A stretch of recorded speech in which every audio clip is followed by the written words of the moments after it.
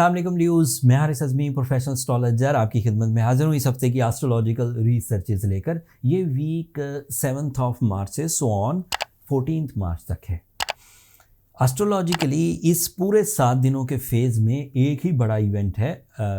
7 तारीख को full moon होगा एंड वो शौबान का पूरा चांद है, तो उसके 2 पस मंज़र हैं। एक मजहबी नौयत के शब बारात एंड उस तरह की जो ब्लेसिंग्स हमें मिलती हैं, एंड दूसरा astrological favors. Full moon is always a booster toward your emotions, is always a booster toward your beauty loving nature, your romance, your attachments, your peace of mind and extra emotions.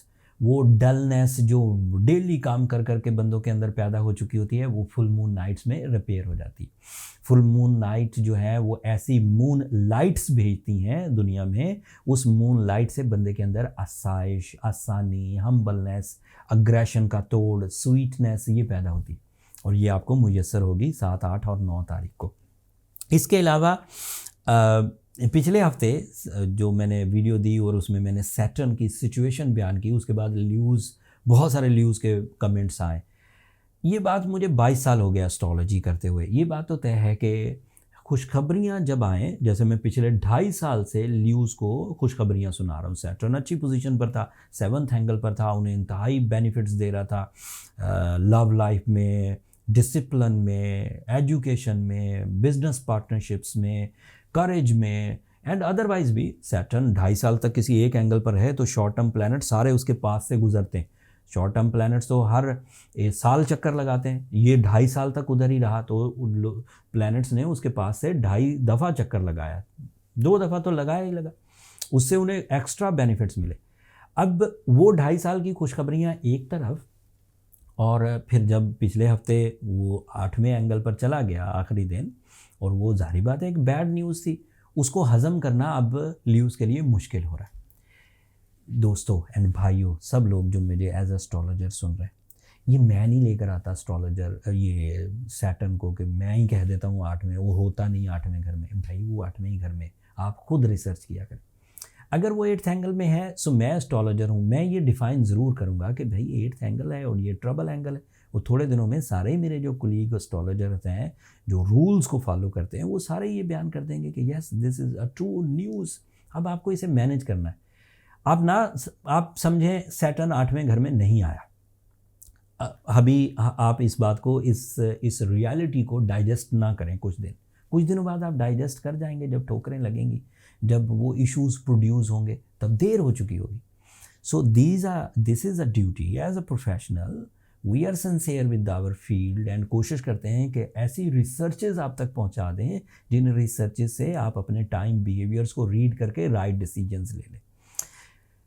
मानना ना मानना, लोग अभी तक कई ऐसी दुनिया की हकीकतें हैं जिन्हें अभी तक तस्लीम नहीं करते अपने बनाए हुए बिलीव्स के तहत, बट वो यूनिवर्सल ट्रूथ है, मानना पड़ेगा। थोड़े अरसे बाद मान जाएंगे, आप नहीं मानेंगे, नेक्स्ट जनरेशन मानेगी। खैर, ये बातें मैंने इसलिए बयान की कि ये झंझोड़ना ज़रूरी था। कुछ लोग स्वीट टॉक से ही, जैसे ड्राइंग रूम टॉक से ही अपने लेसन्स ले लेते। कुछ लोगों को ज़रा पकड़ कर झंझोड़ कर बताना पड़ता है कि दिस इज़ अ रूल, इसको समझो। सो वो जो लोग इस बात को अभी हज़म नहीं कर पा रहे, अभी होगा भी कुछ नहीं, अभी टाइम लगेगा। ये तो अभी पिछले ही हफ्ते आखिरी दिन सामने आया, टाइम लगेगा, लेकिन बहरहाल ये एक हकीकत है और इसे रियलाइज़ करने की कोशिश करिए। एंड इसे ओवरकम करने के लिए सूरज शम्स आइडियल है, 100% क्योरेबल इवेंट है। ऐसा नहीं है कि कोई तबाही ले आएगा, बट अब आपको थोड़ा लापरवाहियों से बचना होगा, एंड साथ में ब्लू सफ़ायर पहनना आपके लिए मुफीद रहेगा। इसके अलावा मेरे पास सारी अच्छी खबरें हैं, अब वो सुनिए। सूरज आपके लिए 8th एंगल पर है और मरकरी के साथ है। आप अभी अपनी नेचुरल एबिलिटी से, अपनी नेचुरल आइडिया मेकिंग से, अपनी क्रिएटिव स्किल से, अपने अंदाज़े गुफ्तगू से आप अपने बहुत सारे मसाइल हल कर सकते हैं, नए प्लान्स कर सकते हैं। प्लानिंग्स में प्रॉफिट रेशो इन्हांस होता हुआ देखेंगे, स्पीड देखेंगे, तेज़ी, एंड फिर आपका फेस वैल्यू इन्हांस होगा। सूरज अगर 8वें घर में हो तो ये आपकी नेचुरल एबिलिटीज़ को भी पॉलिश कर देता है, रूलिंग प्लैनेट है आपका। सो आपका कॉन्फिडेंस बहाल होएगा, आपके अंदर की जो कमज़ोरियाँ थी वो दूर होंगी, आप अगर सेंसिटिव हो गए थे तो रिपेयर होंगे। Sensitivity is a basic damage जो किसी भी अननेचुरल सिचुएशन से सबसे पहले पैदा होता है। आप बहुत बुरी खबर सुने, जो पहला इम्पैक्ट आएगा वो आपके अंदर एक हसासियत पैदा होगी। आप उस लेवल से हट जाएंगे जिस पर आप थे। आप बहुत कॉन्फिडेंट थे, फिर कोई बुरी खबर सुनी, वो कॉन्फिडेंस सबसे पहले शेक होगा। वो हसासियत की पहली, वो सेंसिटिविटी का पहला स्टेप होता है। फिर आप उसे कैरी करने लग जाएं तो मरीज़ बन जाएंगे। अगर कैरी नहीं किया, थोड़े दिनों में आपने अपनी उस हसासियत पर काबू पा लिया तो ठीक हो जाएंगे। यही थ्योरी होती है।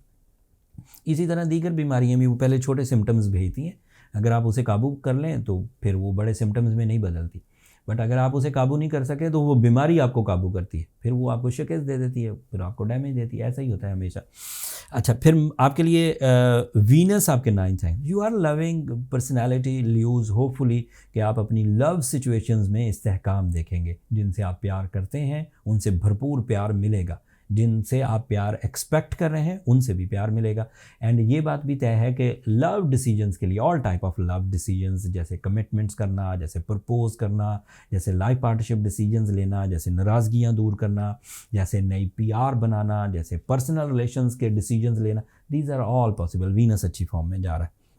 जुपिटर आपके 9th एंगल पर है। This is also very positive.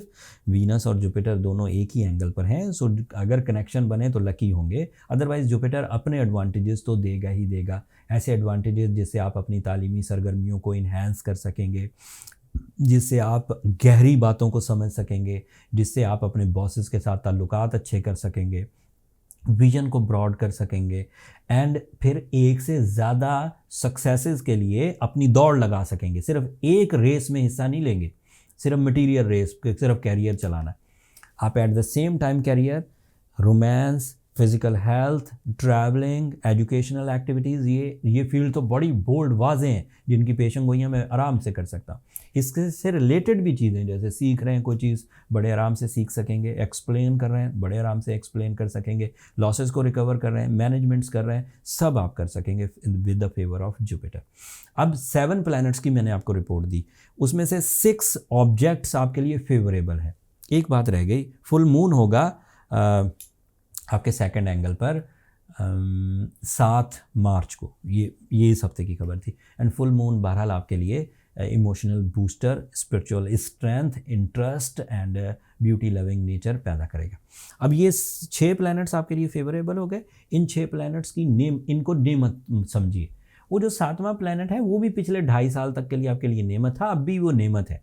ये जो खबरें हैं ये हम अपने कंफर्ट जोन से ज़रा सा बाहर निकलते हैं तो हम अपने आप को समझते हैं कि हम डिस्ट्रक्टिव हो गए, ऐसा डिस्ट्रैक्ट हो गए, ऐसा नहीं है। ऐसा है कि ये आपको समझाने के लिए कि कहीं से ये चीज़ें आ रही हैं, इसे ये मत समझो कि ये हमारा हक ही था, कहीं से आ रही हैं और उसके एहसान मानो। मैंने अपने 22-23 साल में यही सीखा। अगर लगातार चीज़ें मिलती रहे ना, हम उनकी कदर खो देते। कुछ थोड़ा सा बीच में गैप आए ना, फिर एहसास होता है कि यस, ये तो कहीं से आ रही थी और इसके बगैर हमारा गुजारा नहीं। अब आपको टाइम फेवर्स थोड़ी स्लो मिलेंगी, बट उसके बावजूद अल्लाह ताला ने आपके साथ देखें कितनी मेहरबानी फरमाई है कि सिर्फ एक साइड की नेमत, मान लें वो टोटल सोलर सिस्टम का 10% हो, 90% आपके पास है, 10% वीकनेस है, वो 10% को भी आप सूरज शम्स पढ़ के दूर कर सकते हैं 5 times in a day, and blue sapphire पहन के दूर कर सकते हैं। काले रंग को ज़रा अवॉइड करिए, वाइट कलर को ज़रा ज़्यादा यूज़ करिए, आपके लिए फेवरेबल होगा। That's all from my and. मैंने अपने तौर पर बहुत सारी बातें एज अ भाई, as a family member, as a professional नहीं आपको बयान कर दी। होपफुली आप इन बातों को अंडरस्टैंड करेंगे, मेरी कम बातों को साथ, कोई बात बुरी लगी हो तो माफ़ भी कर दीजिएगा। एंड आखिर पर मेरी 2 दरख्वास्तें हमेशा की तरह, ल्यूज़, अगर मेरी ये कोशिशें, अगर मेरी ये रिसर्चेज़, अगर मेरा ये बर वक्त आपको एस्ट्रोलॉजिकल इवेंट्स की रिपोर्ट्स देना अच्छा लगता हो तो अपनी दुआओं में मुझे और मेरी टीम को ज़रूर याद रखिएगा।